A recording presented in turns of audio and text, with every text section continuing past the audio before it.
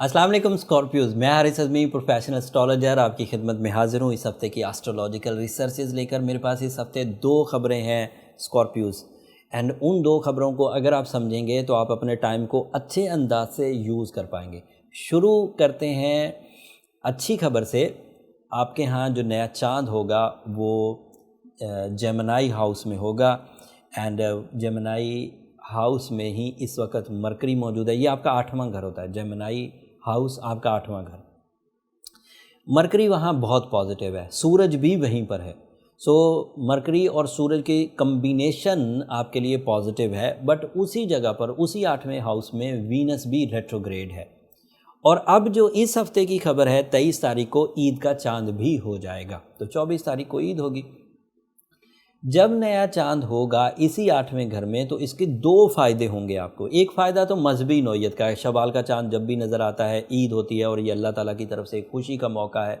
अपने पूरे रमज़ान जो बरकतें, जो सादतें जो हासिल की, रहमतें हासिल की, उसके रिवॉर्ड के तौर पर हमारे पास ईद आती है, वो उसका मजहबी एडवांटेज है। शवाल के चांद पर, शवाल के यानी कि न्यू मून पर आपको 3 दिन ईद के मिलते हैं, और वो तीनों दिन चांद 8th हाउस में, हाउस ऑफ जेमिनी में रहेगा। और सन के और मरकरी के वहाँ मौजूद होने की वजह से आप ज़हनी तौर पर इस ईद को ज़्यादा इंजॉय कर पाएंगे। बट वीनस इसी हाउस में रेट्रोग्रेड है, तो आपको रोमानवी साइड पर कुछ पिंचिंग आ सकती हैं, उसको आप मैनेज कर लीजिए। और वो अदरवाइज़ भी वो मैनेज करना ही है, क्योंकि जब तक रेट्रोग्रेशंस मैनेज होंगी नहीं, आप ये जो पॉजिटिव इम्पैक्ट्स हैं प्लैनेट्स के, इन्हें हासिल कर नहीं पाएंगे। लेकिन खैर, वो आप जो रमज़ान में आपने सूरह शम्स पढ़ी, जो रमज़ान में आपने सूरह यासीन की सेकंड लास्ट आयत पढ़ी, रूबी पहना या ओपल पहना, ये ऐसी रेमेडीज़ थीं जिनके इवज़ आपको इस तरह की रेट्रोग्रेशन से बैलेंस करने का फ्यूल मिल गया होगा। अगर आपको अभी उसके सिम्टम्स नज़र आने लग गए हैं कि चीज़ें अब आपको थ्रेट नहीं दे रही, कारोबार चल रहा है, सेहत ठीक है, रिश्ते ओके चल रहे हैं, पीस ऑफ माइंड मुयसर है, तो then fine, you are on going good. But अगर आपको रोज़ नाराज़गियों का सामना करना पड़ता है, नुकसानात का सामना करना पड़ता है, इंसल्ट्स का सामना करना पड़ता है, फ़िज़िकल हेल्थ थ्रेट्स का सामना करना पड़ता है, कानूनी मसाइल का सामना करना पड़ता है, तो दैट मीन्स अभी तक आप कामयाब नहीं हुए, और उसके लिए फिर आपको अभी मज़ीद अपनी स्पिरिचुअल रेमेडीज़ परफॉर्म करनी चाहिए। एंड अदरवाइज़ अगर आपके कोई सवाल हैं अपनी ज़ाती नौयत के और उसको चेक करना चाहते हैं, तो फिर वो नंबर भी नीचे चलते रहते हैं, आप अपना पर्सनल कैलकुलेशंस भी करवा सकते हैं अपनी अपॉइंटमेंट लेकर। वो फ्री फोरम नहीं है, लेकिन आप उसमें अपने जो कमिंग फ्यूचर के बड़े एजेंडाज़ हैं वो डिस्कस कर सकते हैं। जो दूसरी खबर मेरे पास है वो 28 तारीख को आएगी। ये जो मरकरी और सन अभी आपके 8th हाउस में है, यहाँ से मरकरी निकल जाएगा, पीछे रह जाएगा सन, वीनस एंड मून। फिर मून भी निकल जाएगा, क्योंकि मून लंबा नहीं है, ज़्यादा दिन नहीं रहेगा, 2.25 दिन के लिए वो 8वें घर में रहेगा, एंड देन फिर वो 9वें घर में आपके यहाँ चला जाएगा। एंड 9th हाउस मून का ज़ाती घर भी है, और जब 9th हाउस में चांद जाएगा और मरकरी भी वहाँ अवेलेबल होगा, तो इसका इम्पैक्ट स्कॉर्पियो स्टूडेंट्स पर गैर मामूली रहेगा। एक तो वो अपने जज्बात में अपनी फील्ड को सही अंदाज से डिफ़ाइन कर सकेंगे, उन्हें किस फील्ड में स्टडीज़ करना है। सम टाइम जो लोग अपनी फील्ड से सेटिस्फाई नहीं होते, ये परफॉर्म नहीं कर पा रहे होते, वो फील्ड स्विच करते हैं, एंड फील्ड स्विच करने का ये सही टाइम है, educational field switching, higher education के लिए स्पेशली।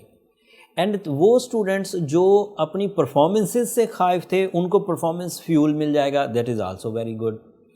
एंड जो बिजनेसमैन थे जो के इस ट्रबल से, यानी कि स्टूडेंट लाइफ से निकल चुके हैं और वो कोई प्लान नहीं कर पा रहे थे, वो प्लान कर पाएंगे।